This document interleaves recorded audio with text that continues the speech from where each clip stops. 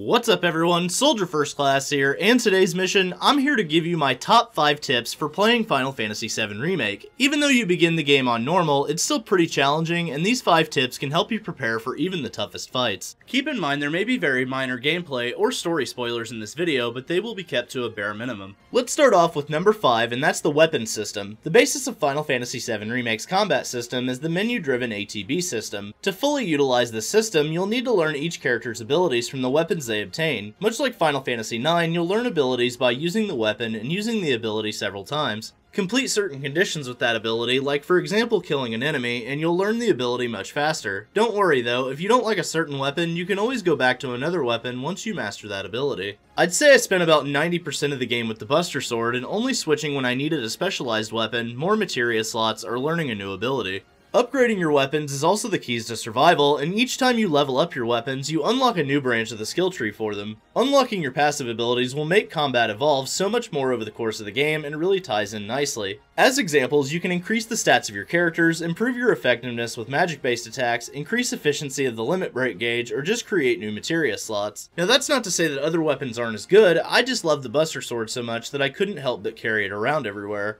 These all play into making the weapon system in Final Fantasy VII Remake one of the best systems in the franchise. Then there's number 4, and that's knowing your materia. The original Final Fantasy VII's combat system is legendary due in large part to its reliance on the materia system, and Final Fantasy VII Remake is no different. Materia is extremely important and can be the difference between winning that boss fight or a game over screen. You won't always have each character in your party, so mixing and matching materia is the best way to go. Aerith is naturally a better white mage, and her ability to use curative magic is the best in the game. However, you'll want to keep backup plans for when she's not in your party, and I recommend keeping a healing materia in your party at all times. You can buy materia at shops, and there's several vending machines littered throughout the game that sell the magic materia that you have unlocked so far.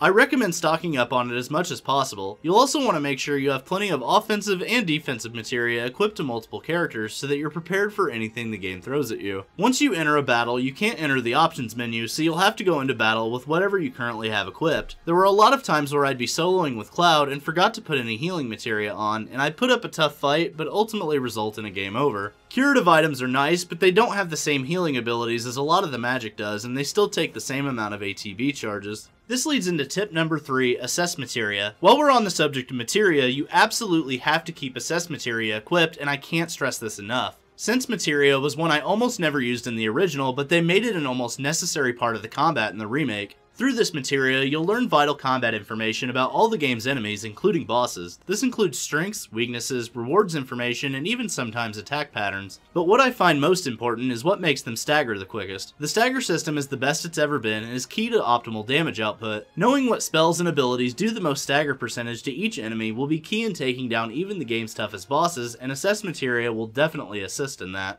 Then we have tip number 2, and that's grinding areas in materia. If you find yourself wanting to grind, Final Fantasy VII Remake handles this a little bit differently. Enemies respawn after a little time away from an area, and if you feel like dropping some time into it, you can grind certain enemies and areas. There's also a support materia called AP Up that you'll acquire later that doubles the AP the attached materia receives. However, Corneo's Coliseum is one of the best places to grind. Once you complete that part of the story, sometime later you can go back and take on tournaments. These tournaments are 5 rounds and consist of themed enemies with rewards that are worth your time to fight for. Each enemy you defeat gives experience and AP, and the tournaments are fairly easy to complete. Tournaments can also be done as many times as you want, so you can repeat the same tournament over and over for all the experience and AP that you want. Grinding is something that I didn't really feel was necessary unless you're really wanting to max out all of your characters and stats. The game still maintains its difficulty, and I finished the game at level 40 out of 50. It's worth your time to grind all of your magic materia to max level though, because it ties to a side quest. I won't explain any more for fear of spoilers, but just know it's well worth it. I've beaten the game, so this is with 3 times AP unlocked, but the idea is still the same. This is the fastest way to grind levels in materia that I've found.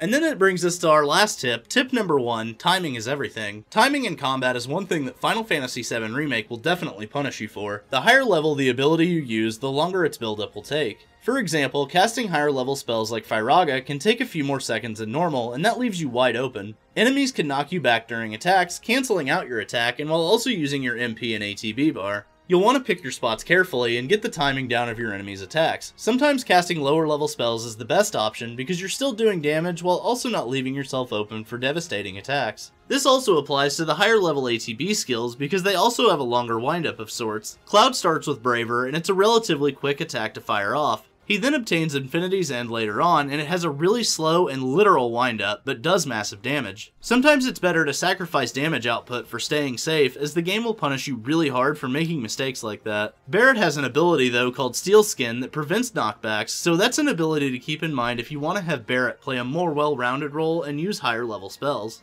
Overall, Final Fantasy VII Remake is an amazing game, but learning the ins and outs is key to fully enjoying everything it has to offer. Hopefully these 5 tips have helped make your gameplay experience much more enjoyable, and you can get back to slaying monsters and leveling up that materia. So what do you think, soldiers? Are you enjoying Final Fantasy VII Remake?